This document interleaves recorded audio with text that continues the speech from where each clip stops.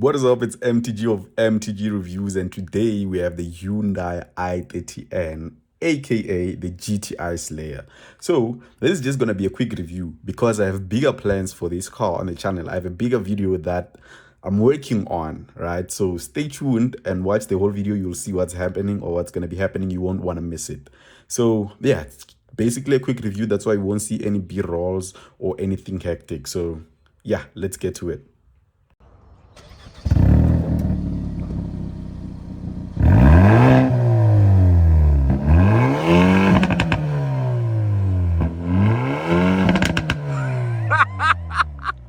That's mad.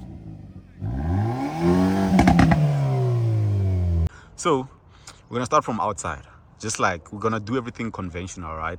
So starting from how it looks on the outside, starting with the front fascia. So what I think about the look at the front is that this car is bold and athletic. I don't think it's that aggressive. I think it's just everything just melts in together. It's a way better car actually. Even if you compare it to the pre-facelift, the pre-facelift was just nah man, that thing was ugly. This thing is beautiful, and they enhance that by just these headlights. Change that, make the grill a bit bigger, and then with these, well, these are not necessarily real intakes. This is just a plastic, but this is an air curtain, so it's functional and it's actually big. Even on that side we have an air curtain, and then the radiator, it's just here and there. And then this is blacked out Hyundai badge just there. DRL, very sharp, sharpens the look. The side profile of this car is actually what I think they could have done better. They did a really good job. I think could have been better. It doesn't look that athletic. It's good, and it's enhanced mostly by this spoiler at the back, and it's blacked out, and the wheels and the stance as well. That's what they got right. That's perfect, because look at these wheels. These are huge. I think these are 19s. Yeah, they actually are 19s, and for a hatchback, that's huge. So it's not as athletic looking as the Golf GTI, but it still looks good. And the stance of it, the ride height, I don't think there's really a need to drop this car, because already it comes in at the perfect height, though that can be a negative. Later on the video we'll discuss that, in which is the driving dynamics of this car. At the back, I can't fault anything. Beautiful big exhaust just here, actually bigger than the pre-facelift Hyundai badge, and then I30N. And then we have these lights. I actually like them because they're not slim lights, just like on most cars that are doing right now. I really like how this looks.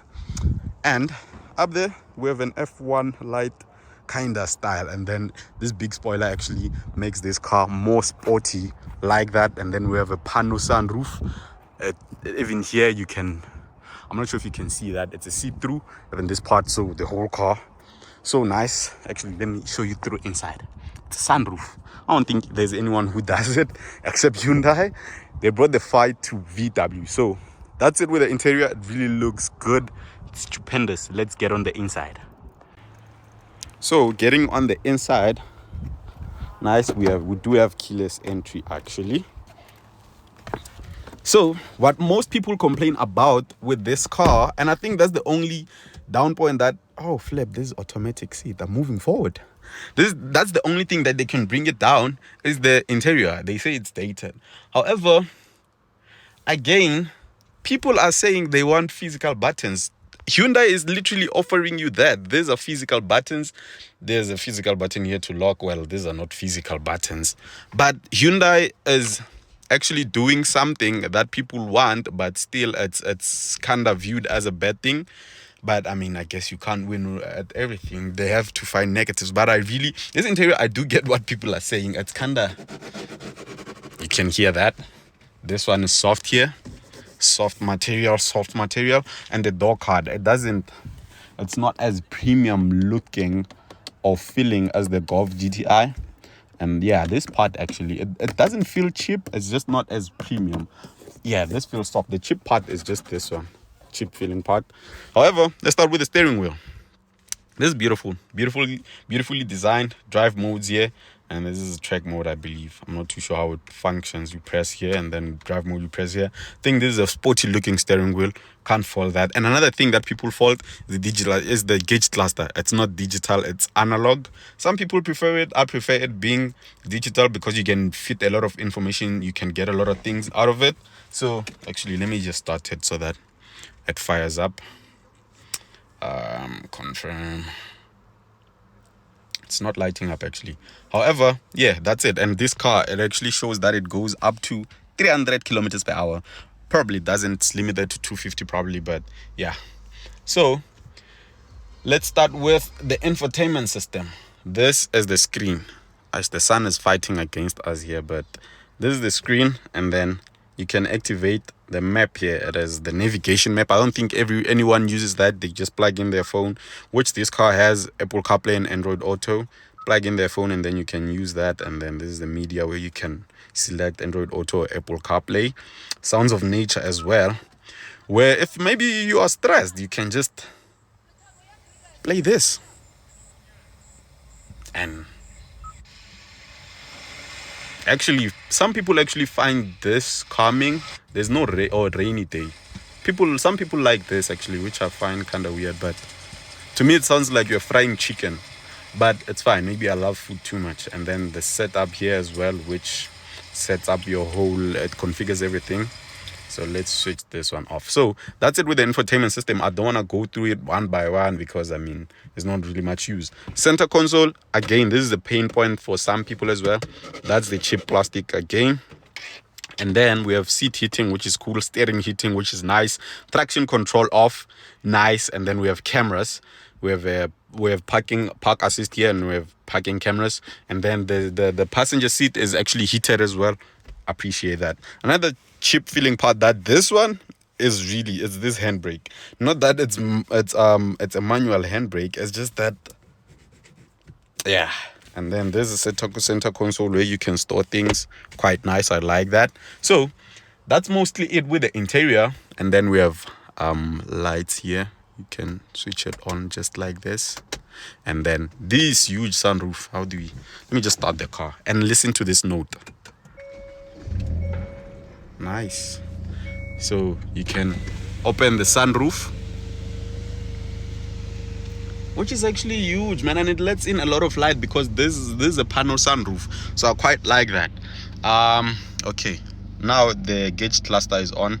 This car is nearly just about the full tank. So the problem about it is that you can't see a lot of things because it's analog. Well, not digital. But you can change some couple of things there and there. A G meter, you can track your laps and all of that. It's quite nice. I like it. Okay, this button is for changing the drive mode. Now it's at N mode. Are we on park? Okay, here we are. So maybe we can. Woo! Yeah. Man, this thing sounds nice. Actually, let's listen to it from the outside.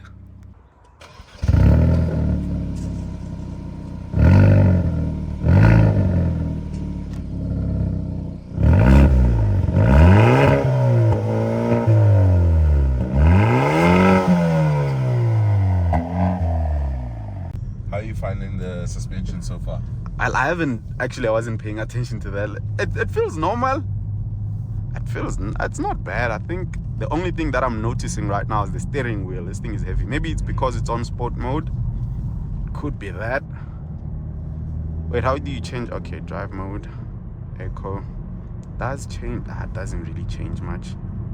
Normal. Oh, you're checking if the steering gets heavier. Yeah, I think it's just about the same. Ooh, the exhaust note, that's where I'm really feeling like, okay, there's something here. Ooh, change down. Man. The 140. Nice. I say, yeah. It's right there. It actually is. Things come, we'll see. It's buffeting. Yeah. But it still sounds nice, man. Man. Do you have the mic to put at the back by the exhaust? Oh, actually, yeah, I forgot it. It's just here. I'll put it on. It's coming for you. Yeah, it is. Problem is no space. Yeah. Oh, there's no double A. Yeah.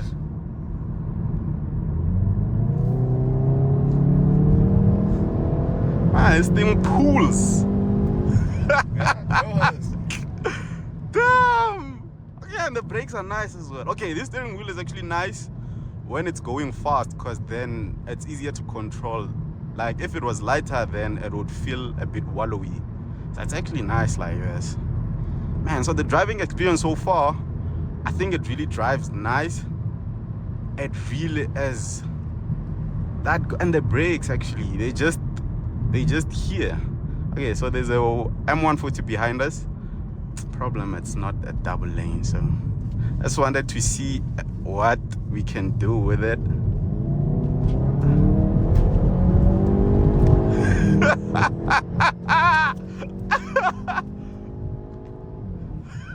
Okay, Anna, that thing moves.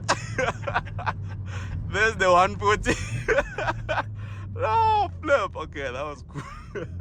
Crazy.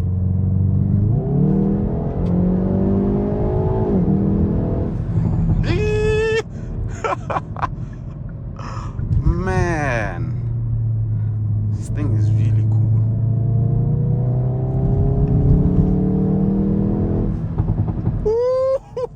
And those pops are real. That's the thing. It's not pumped in noise.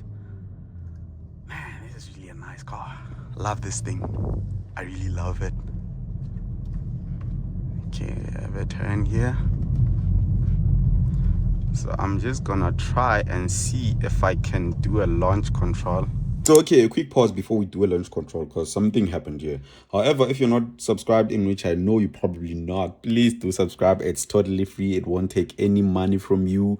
It's just like following someone on Instagram or on TikTok. It doesn't take away money from you. It just grows their account or whatever. It's just like that. So basically, no money will exchange hands. Please do subscribe. Thank you for subscribing. So when launching this car, I'm not sure if I followed everything that they said you should do to launch it. However, it just doesn't have that urgency. It doesn't spin its wheels even with the traction control off. It's not like how the GTI launches. So I'm thinking maybe I did something wrong. If I did, please let me know down in the comment section on how to do it properly. And this is how it went.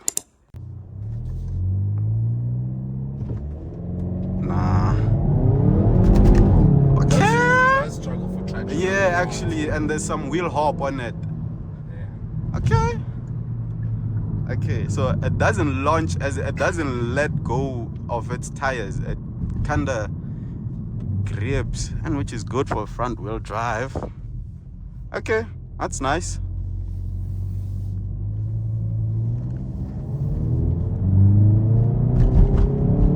Okay, Anna, the suspension is really bumpy, but the exhaust note, man, I can't get over it. I can't get over it. And the brakes. Especially in sport. So is this car a Golf GTI slayer? Guess what? Let's find that one out on the next video, cause it's about to get nasty.